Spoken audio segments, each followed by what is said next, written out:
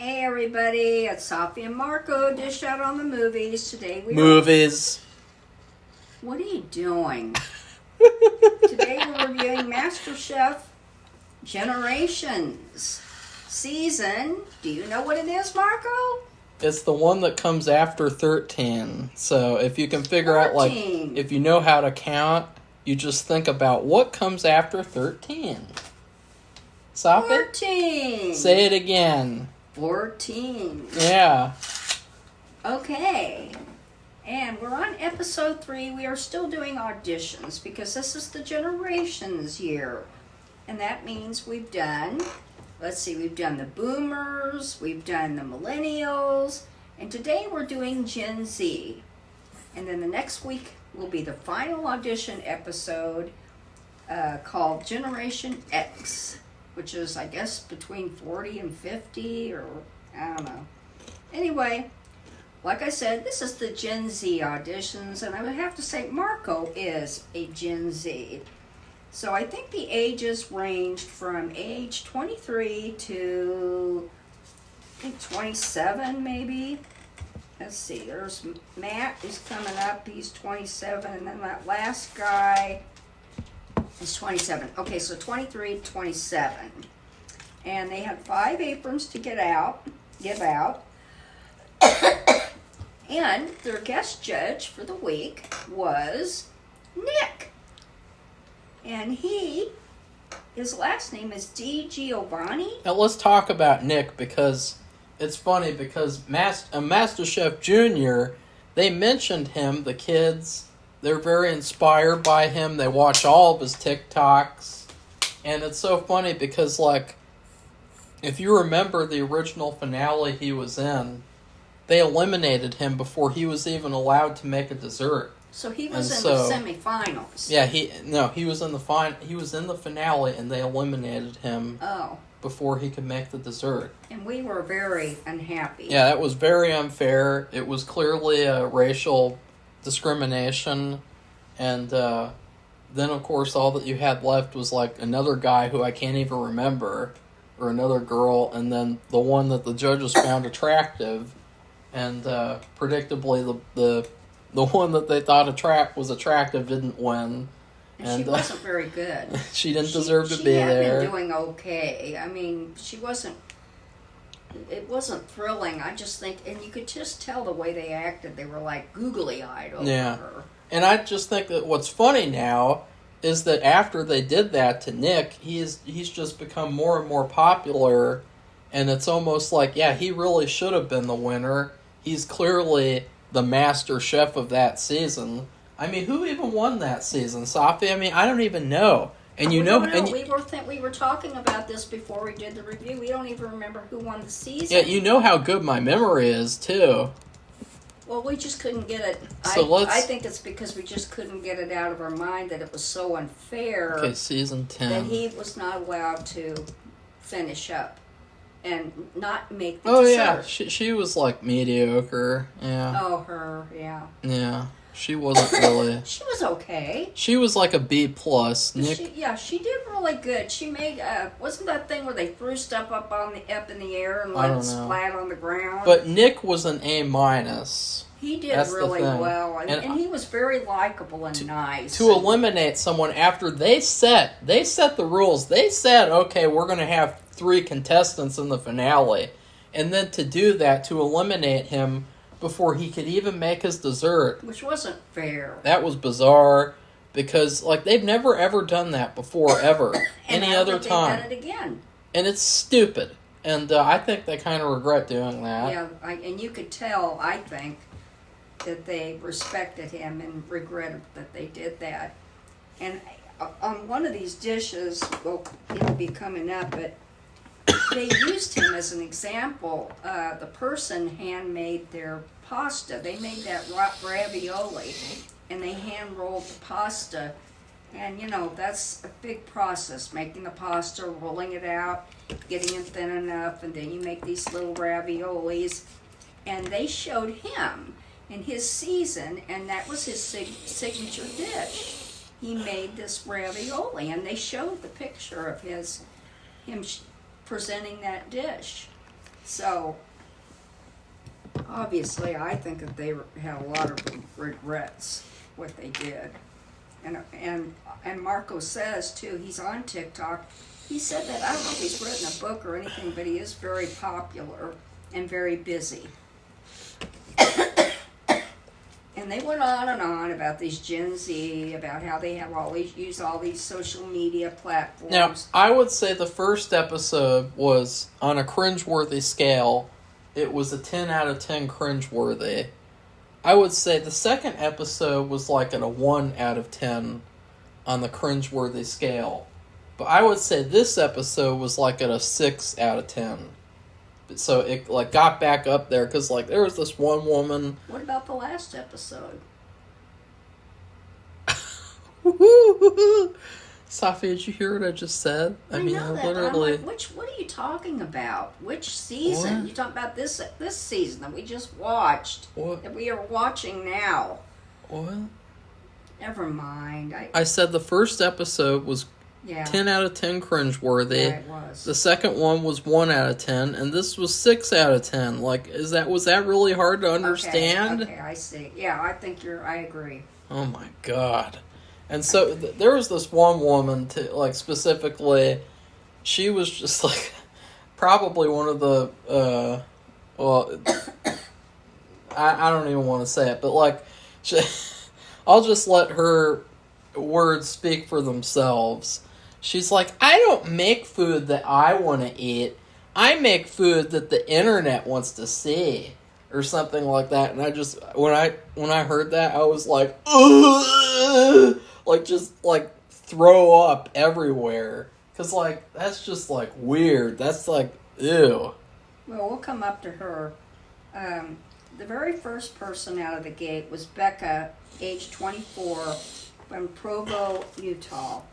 And I could not figure out, she works for some company, but I'm not really sure what she does. I think almost everyone on the planet works for some company, well, I just don't know what, they went blah, blah, blah, and then they went blah, blah, blah, and she was very loud, and she was also very braggy, and how they were going to, how their generation so much better. I mean, she went on about the generations thing, which like Marco and I don't appreciate.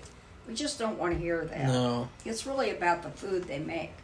And she actually, now I guess they accepted it. She made a dessert. And she called it the family turtle. And it was actually a multi-chocolate lava cake. But she said she's always wanted to be a chef. She made a caramel pecan drizzle and candied pecans.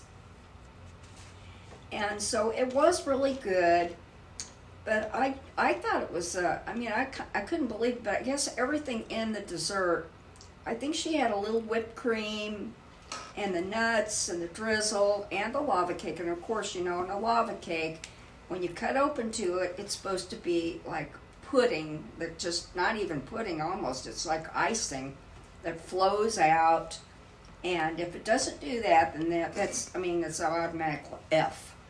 But she did it, it worked. And it looked really good. It tasted really good, and she got away with it. So she got an apron right out of the gate, and I think they all gave her yes, they did. And Joe even said, "quote It's bold to cook the molten lava cake." That's why he wanted to give her an apron, because anybody could just make the mistake and it would get wrecked. But Nick, who I think is a little bit more, he doesn't like these loudmouth, braggy contestants, I can tell. And there was only one criticism, that was from him. And he criticized her for not cutting up the nuts more. He thought she allowed them to be too big of a size. So, you want to do the next one? I don't know. I can't even remember them. Okay, well, the next one is another. Just being honest. And before they went, when she did her thing, they were talking about, which is really funny because Marco wears T-shirts, every day. Excuse Wears me. a T-shirt a day. So they said, "Oh, at least Nick, you wore." They were talking about what he was wearing, that he didn't really dress up for the show, the episode. And he said, "I got a new T-shirt." So I thought that was funny because it reminded me of Marco. Do you know how old Nick is? I don't know. Anyway, well, whatever, but he's a Gen Z. That's what anyway, they have Violet. And Violet is, this is the TikTok girl. She's 23. She says she has 22 million followers on TikTok. And she wasn't really, she did talk about how... She might as well have been Violet from fucking Willy Wonka and the Chocolate Factory. Yeah, I didn't know that Nick had this TikTok channel. I don't remember those kids talking about him. And so I didn't, when I was writing this stuff down about her, I didn't think about him because I didn't know about him. So let's talk about the terrible food that she made for the internet. Well, the thing is that she talked about too how she had made a kale salad, and then she had all these thousands or millions of views of her making kale salad. That's her most popular dish. She said, "Can you imagine that? Kale salad?" And she wasn't as loud and obnoxious as this first one, but she was obnoxious in a way. She thought, because she had 22 million followers on TikTok, that she was almost like automatically going to get an apron. She was like a character from South Park or something, and she was like, "I don't like to make food for myself. I like to make it for the internet." Yeah, I'm like, they can't really taste it through the phone. So anyway, she made a grilled New York strip, which I think was fine, actually. And, but she didn't cut off the fat. And they didn't like that. They did criticize that. And then she put some kind of omelet thing to the side and greasy potatoes. They said they were greasy. And all four judges gave her a no. Here's what should have happened, Safi. She was devastated. You know what they should have done? Huh? No. Oompa, loompa, doopity doo. I have another puzzle for you. What happens when a dumb bitch from TikTok gets a Masterchef? They make fun of her, and then she doesn't get an apron. Okay. Boom! Okay. Suck on that, Safi. Right? Weird. That's what they should have done. It's perfect. Why didn't they think of that? They could have made a song, and then she goes out and she's like, "I'm very thankful for the helpful criticism." And it's like, you didn't even care about the criticism. You're going to go on TikTok and make your bologna burgers and your fucking beef Wellington Hot Pockets and shit, and you don't give a fuck about their fucking criticism. Like, come on. Well, it was interesting because you'd never see a boomer, I don't think, with the TikTok channel who would say those things. Gordon did. Well, they didn't. But the boomers they had on, they didn't brag about themselves like that. I mean, Safi, you realize this girl, she is going to use that clip of her on Masterchef on her TikTok for the rest of her life. She's going to get on Cameo, and she's going to say, "I was on Masterchef. You should pay me $500 to get a hello from me." And it's like, yeah, she was in the audition. I swear that's what she's going to do. I guarantee it. I'm willing to make a bet. Okay, we're going to move on to the third person. Third person was a girl who was born in Nigeria. And she was 26 years old. She was the best one. I thought she's definitely the best out of the Gen Z, and she would probably go to the top. Now and her name is Fatima. She is a medical doctor, and that is amazing because I worked for the University of Illinois Medical School. So I saw all the stages. I know it takes forever. You know, you have to do their interning and everything. It takes, at least on the average, it used to take 10 years to be a medical doctor. So she must be extremely smart. But she also cooks. She says she's been cooking all her life, which that would make sense. She's also Muslim, so she had a little head gear on. And she made an ethnic dish from Nigeria. Now, I tried to write it down. It had it written up there. It's Tuvo Gibigiri or something. And I'm sorry, I'm not pronouncing it properly. I lived on the east side of Africa in Tanzania, not on the west side. So, different ways to pronounce things. But like I said, she'd been cooking all her life. She made a jasmine rice and then lamb chops, and which makes a lot of sense. And let's see, what did they say? I think they all gave her a yes. Nick said she nailed the flavor. And then Joe, of course, had to monkey around and be a jackass. And the best part... She not too much, though. The best part of this episode was when something happened where he was gonna critique her dish or whatever, and she was like, "I know what you're like, Joe.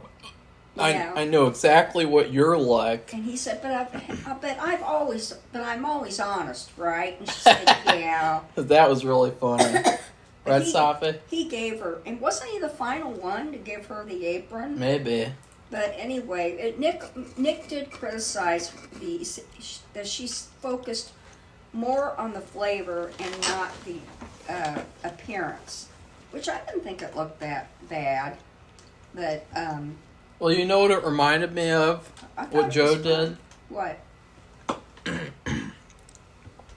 There was this time where on a Clockwork Orange, there was an actor who came, and he was only in one sequence or two of the film, and he was at kind of like the last part, and he either told Stanley Kubrick or Stanley Kubrick overheard him talking and saying, "I heard that Stanley Kubrick forces you to do like 1,000 takes, and I really hope he doesn't do that." And well, apparently, like, he hardly did any takes for any of his shots. And so it was almost like after he heard that he thought that like he purposefully didn't have him do very many takes to make it like, Yeah. That's what it was like, right? I guess. Because Joe was like, because no one would ever say that, really, to Joe. Like, "I know what you're like, Joe." But what was really funny when Nick said that, he had said that Gen Zs probably would focus more on the flavor and how good it tasted rather than the appearance. So for him to criticize her, even though it was a really small criticism, because they all really liked her food. And what was interesting too, when she got her apron, she came out, she called her parents and did a FaceTime on her phone and told them that she had gotten into the competition. I thought that was cool. Mm-hmm. So, okay, next one is a guy. His name was Matt, and he's 27. And he's an Air Force captain, and he is still in active duty. And by this time, they had 3 more aprons to give out. And he made a salmon with a Parmesan crust and whipped potatoes.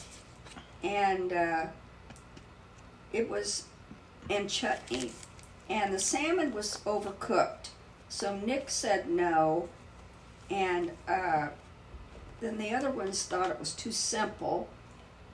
Joe, I think, liked the fact that he tried to get a really crispy skin, and I thought about Marco too because he really likes that thing too. The skin on the salmon is the best part. I don't care for it, but Marco loves it, and especially if it's crispy. And even on chicken, if you have chicken that's cooked in the oven and the skin is crispy, that's the best part. But anyway, this guy was pretty nice and a little bit full of himself, but he, I think he flies, jets or lots of airplanes. So I mean, I don't think he was. I mean, he's smart. You think he likes to get high? Yeah, In the sky. In the sky, yeah. But he didn't get it. He just he's probably better at doing what he does in the Air Force than he did at the cooking. But it wasn't real bad. But you know, if you overcook something like simple like salmon, and you're making such a simple dish, then you know it's not going to go for you. So he didn't get it. And the next guy, it was a guy. His name was Adam, and he was very interesting. He's the youngest one. He lives in Sedalia, Colorado, and he works on a dude ranch. And he is actually the cook there. And so I thought that was interesting. He felt like a character where, like, you know, in like those horror movies where you have like the group of teenagers and you have like the nice guy who doesn't really fit in with the group, but he's the one who survives with the final girl at the end. Like, that's what he was like. He was like a character. Right, Safi? Like that character from the Friday the 13th remake who comes back to search for his missing sister. Remember that? Yeah. Like, that's what he was like. He's like that guy. Right? I guess, Marco. You know what I'm talking about, Safi? He said all the people he works with are all about the same age. They all just got out of college. And they're all working this dude ranch. And, of course, he's the cook. And he made this lamb souvlaki, whatever that is exactly. And that looked really good. He also made the flatbread. I love lamb. And he said that was his favorite thing to do was to make bread, I think, or to bake. And he also made a Greek salad, so he actually did a lot in 45 minutes. That's how much he gets. And so he cooked the lamb in the pan, and they actually, you know, they'll send two judges out, and they'll kind of watch what the person's doing a little bit, make a couple comments.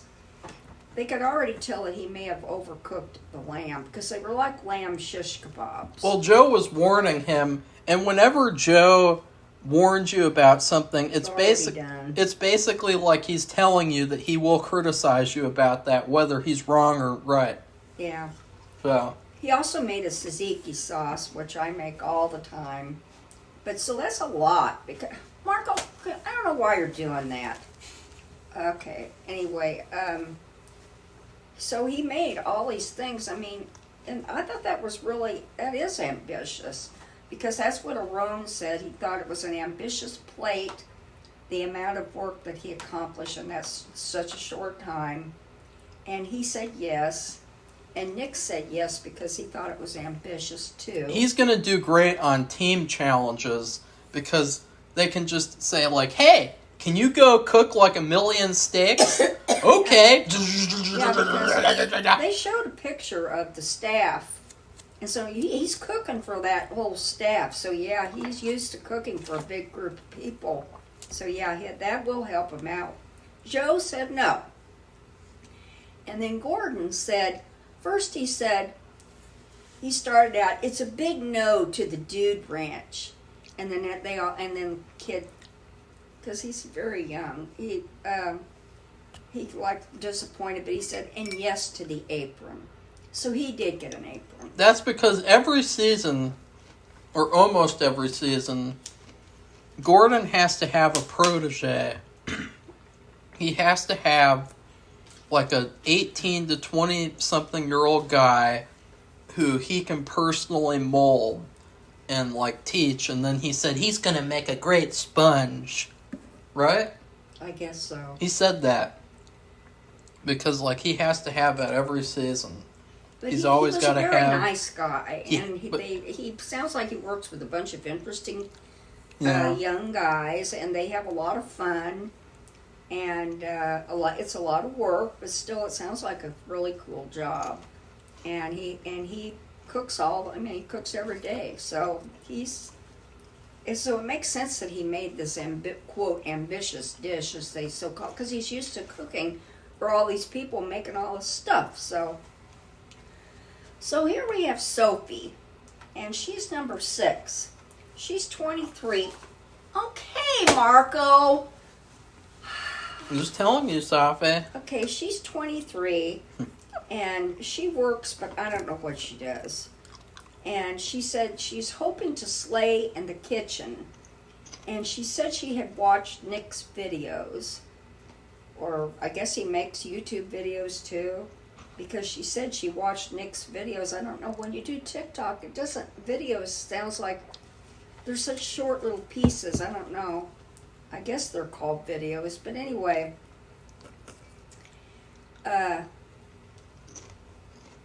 she made pork and shrimp dumplings. And somebody said, I don't, maybe it was Nick or maybe it was Gordon. He said it looks like a restaurant plating for sure. And Joe said it's not mind-blowing, but I guess it's, but he gave it a yes, which was interesting because all the rest of the judges said no. So I don't know. But she had, the thing about her, there's this big thing lately about fake eyelashes, and we actually saw some people, I talked about this at Goodwill, a bunch of girls, and they all had fake eyelashes, and they didn't look good because they were too big for their face. You know, it just didn't look good, okay? And so it's been a big thing. Marco even had an actress come here who had especially bought fake eyelashes because she didn't think that her eyelashes were good enough, which I didn't agree, but anyway, she had them on. They didn't look good. Okay. Anyway, let's see. We have Hallie, age 24, and she's married, and she's from Alabama, so she had the very classic Southern accent. And what was interesting about her was not, I didn't think necessarily her food, but she and her husband are competitive cornhole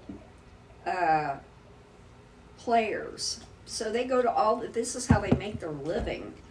They go to all these tournaments. She's called the Cornhole Queen, which is probably the worst thing someone could ever be called. And to me, she looked older than what she was. Right, guys? Like, you guys, Sophie, you wouldn't want to be called that, especially on television.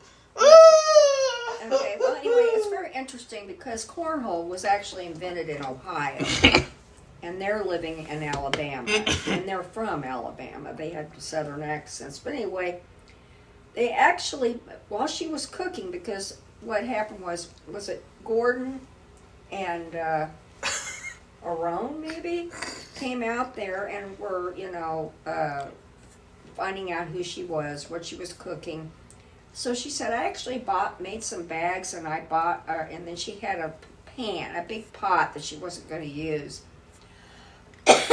So they could try cornhole, because I guess Gordon had not heard of it. And first Aaron threw it, and it didn't make it. It was outside of the dish. It didn't make it in the hole.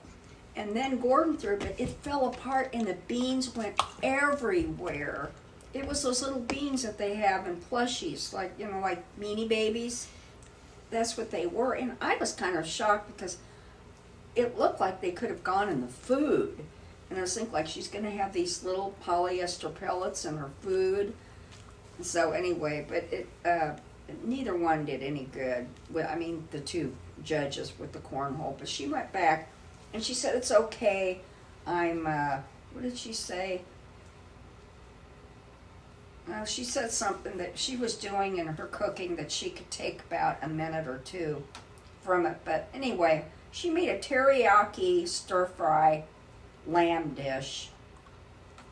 Gordon said the lamb was cooked perfectly. Nick said yes. Aaron said no. Not sure why. Then Joe said yes to her potential. And Gordon said, yeah, and your vegetables were a little watery, but I think you're teachable. That was his, and they agreed that, yeah, she's teachable. So, then we have one more apron to give out. That was Hallie, I'm sorry, age 24. No, it was Cornhole Queen. Well, her name was Hallie. No, her name is Cornhole And Queen. she had very long hair. It's good that she wasn't called that in school. She may not have known about cornhole in school. I don't know. That's, like I said, that's, I think that's like, I don't know, it was invented in Ohio. That's all I know. Remember we played that at that one family reunion? Yes, Mark. They had the cornhole set up. So anyway, by this time we have one more apron to give out. We have Mark. And they gave it to this big piece of shit. He was a jackass. I'm sorry. But he's 27. He's from Fort Lauderdale. And they just had a weather thing about Fort Lauderdale today, how they've had all this flooding.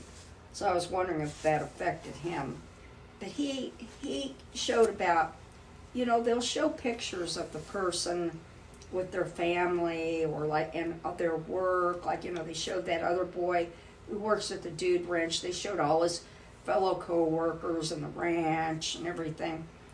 And this guy, he showed about 10 pictures of his abs and with his shirt off. He said, maybe I'll take my shirt off here or something. And then he said something shitty about boomers. They're just old people or something. And I'm like, my God, this guy's a jackass. I couldn't believe it. And he says, I kind of find all my recipes on the internet. I'm at the peak performance of my cooking. And he burned the butter. He had a butter sauce. Anyway, he made a lobster tempura roll and a lobster slaw. And Gordon said the lobster was cooked perfectly, cooked beautifully. That was his exact quote. But he wasn't sure about, he had put cream cheese in it.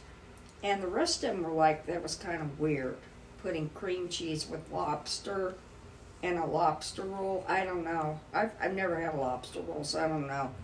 Gordon said no, but the rest of them said yes, and he's lucky because he was a jackass. And if they heard any of that stuff about what he said about the boomers and talking about how beautiful he looks without a shirt on, I don't know what they would have done. But they have one more apron to give out, and the show went over again.